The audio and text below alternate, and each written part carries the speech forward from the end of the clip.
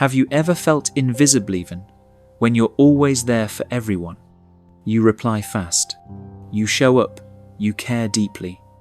And yet, slowly, people stop listening, stop respecting. You start to vanish in their eyes, even as you try harder to matter. Why? Because in today's world of instant access and constant noise, being endlessly available doesn't make you valuable. It makes you disposable. This video isn't just about appearing less. It's about reclaiming your worth. It's about understanding the Buddhist truth that the more you chase, the more you're ignored. And the more you withdraw with intention, the more powerful you become. By the end of this journey, you'll no longer feel guilty for protecting your peace. You'll understand why boundaries are sacred, why silence is strength, and why distance isn't rejection, it's magnetism. Let's begin. Lesson 1. Withdraw to magnify your presence. You think showing up more makes people value you. But in truth, constant availability makes your presence ordinary.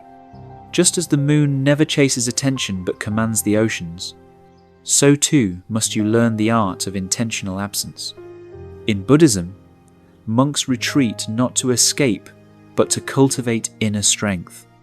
Every yes you give out of guilt is a piece of yourself leaking. But when you become intentional with your energy, you become unforgettable.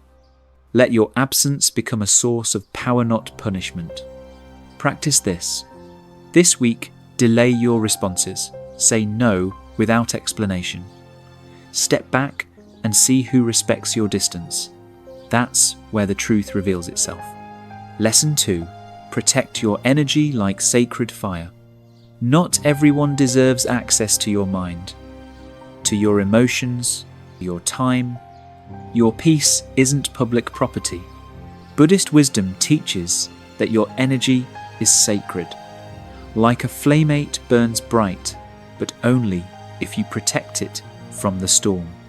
So why do you give it away freely to energy vampires? To those who text but don't respect? You are not weak for saying no. You are wise.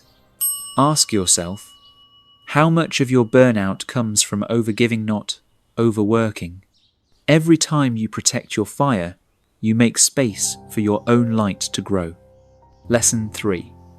Silence is your greatest power. We live in a world addicted to reaction. Someone insults you, you must clap back.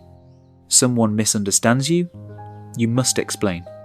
But the Buddha taught, silence is an answer too, because silence doesn't mean weakness. It means strength, stillness, mastery. Thunder may roar, but it's the silent moon that moves oceans. True power isn't in saying the most. It's in saying the least and meaning it. Try this.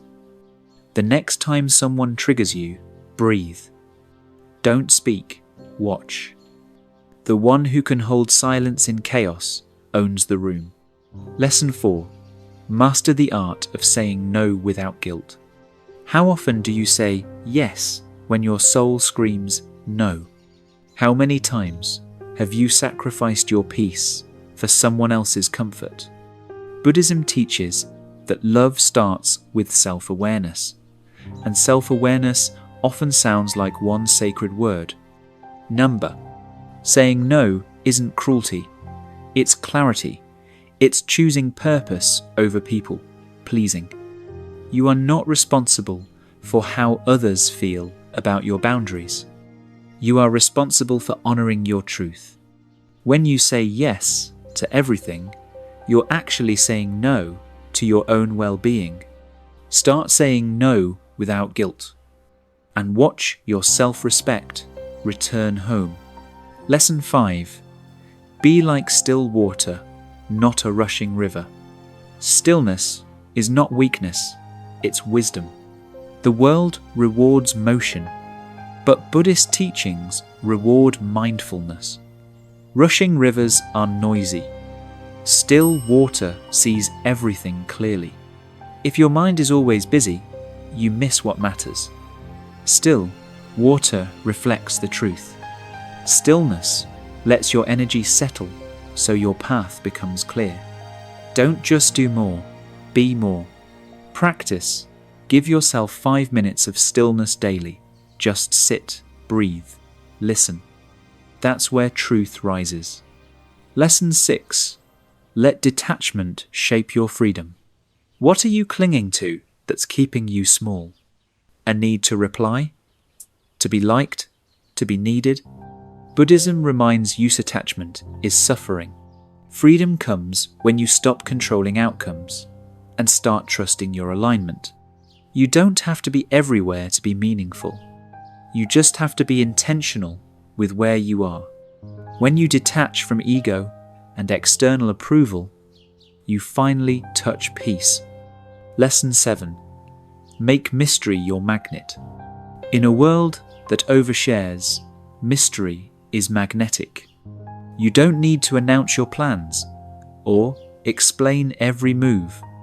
The Buddha didn't broadcast his journey, he walked it. Privacy is not secrecy, it's sovereignty. Let people earn access to your energy. Your growth doesn't need applause to be real.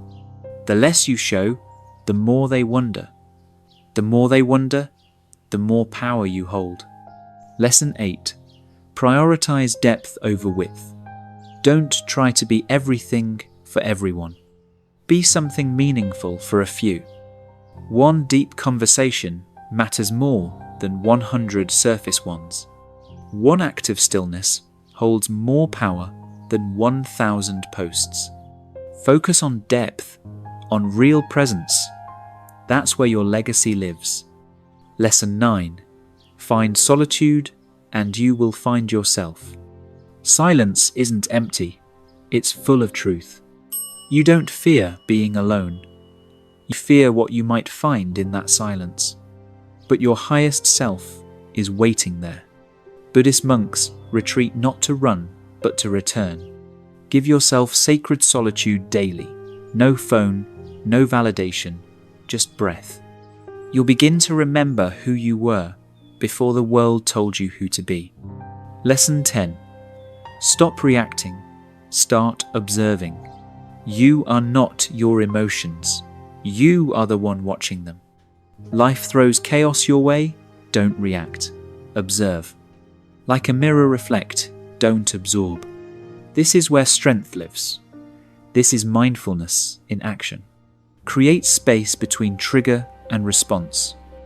In that space, you reclaim your power. Lesson 11. Create distance to invite respect. The more available you are, the more you're taken for granted. The more you pull back, the more people pay attention. Presence is powerful, but only when it's earned. Start creating intentional distance. Your energy will rise, and respect will follow. Design your life with intention, not approval. You are not here to be liked. You are here to live aligned. The Buddha didn't live for applause. He lived with purpose. Every time you shape your life for others, you chip away at your soul. So design it with intention.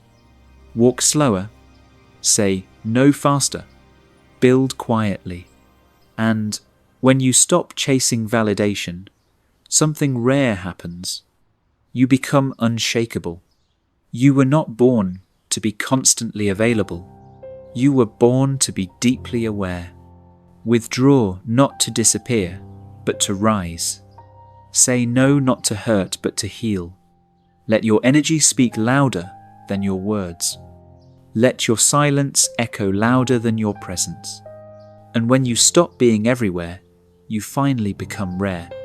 If this spoke to your soul, subscribe to the Enlightened Mind. Leave a comment below. Which lesson hit home the most for you?